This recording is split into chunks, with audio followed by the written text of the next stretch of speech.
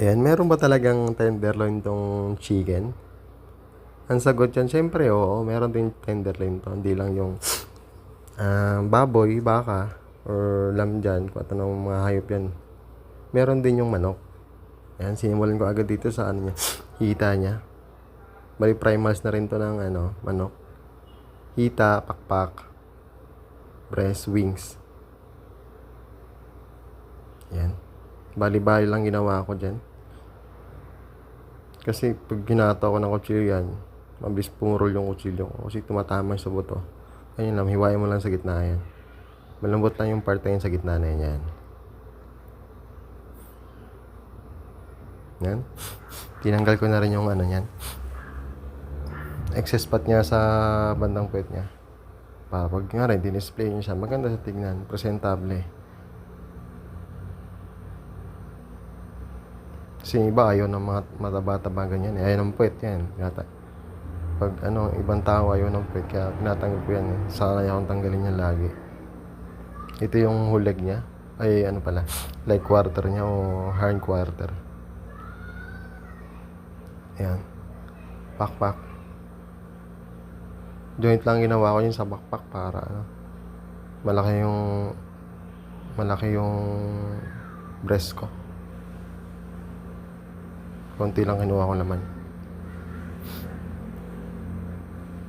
Next yung ano naman, tag dito, yung backbone na yan, tsaka yung leg part.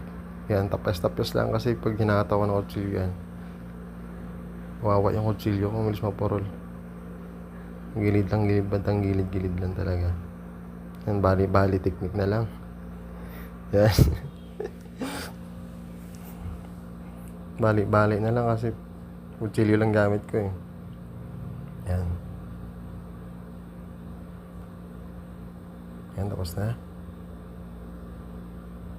Dito naman tayo sa breast. Nag-iisip ako dito kung tatanggalin ko pa yung balat o hindi eh. Tinanggal ko na lang kasi ba sumasayaw kasing kutsilyo pag namatama sa balat eh. Sobrang lambot ng manok. Yan, tinanggal ko talaga ng buyang.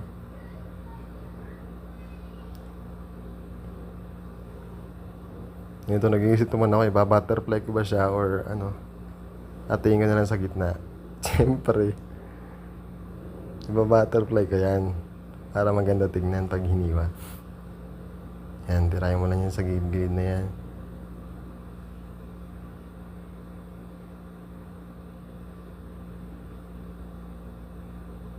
Yan.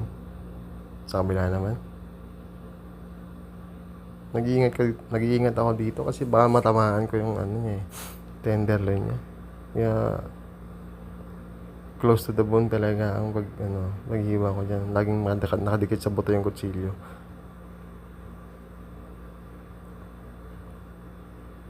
Yan, ganyan lang, hiwaan mo na lang ganyan.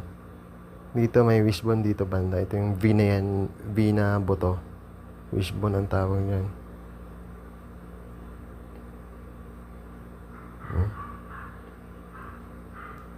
Yes, ano mo naman. Natry ko siyang hilain kasi hinihila ko lang to eh. Ayan, hindi makapwersa ng todo kasi yung camera kasi mahuhulog. Kaya kutsilyo na, knife work na lang. Yan, hintayin ko na naman siyang hilain. Hindi ko siya mapwersahan ng todo. Kasi baka mahulog yung camera.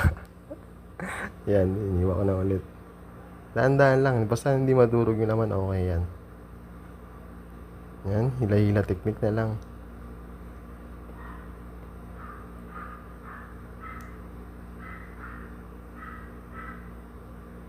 Pinutol ko na yan. Ano yung ano, pag bumili ka, mag-request kayo sa mga poultry section.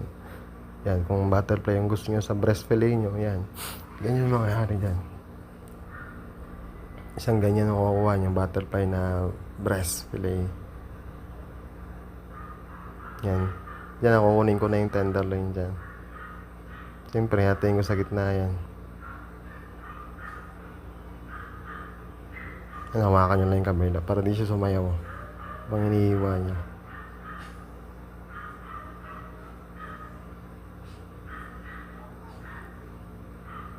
Yan, okay na. Yan naman, kukunin ko na yung tenderloin niya. Yung maliit na yan dyan. Yan yung tenderloin niya. Ang iba pang tawag dyan, chicken fillet o chicken strips. Napatawag dyan. Chicken tender. Yan. Yan yun. Yung part na yan. Wala kasi yan dito sa Pilipinas eh. Pero sa mga ibang bansa, meron silang ganyan. Makakabili kayo ng puro tenderloin lang.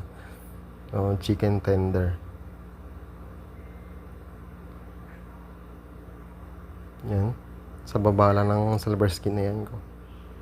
Layan mo lang ang dahan-dahan kasi naingit ka dapat kasi madurog yung yung breast. Sobrang lambot niyan. Yan. Yung kaibahan ng breast fillet at chicken fillet. Pag inutusan kayo sa supermarket yan, pabili na breast fillet. Yung breast lang yon. Pag sinabi mong chicken fillet, yun yung tenderloin yun. O chicken tender. Yan, tapos na.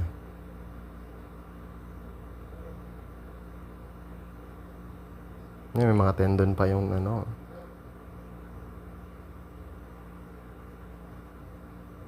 Yan. Chicken tenderloin. Kasi dalawa siya kasi isang buo siya eh. Katulad sa baboy, dalawa din. Kasi isang buo siya eh. Baka, dalawa din.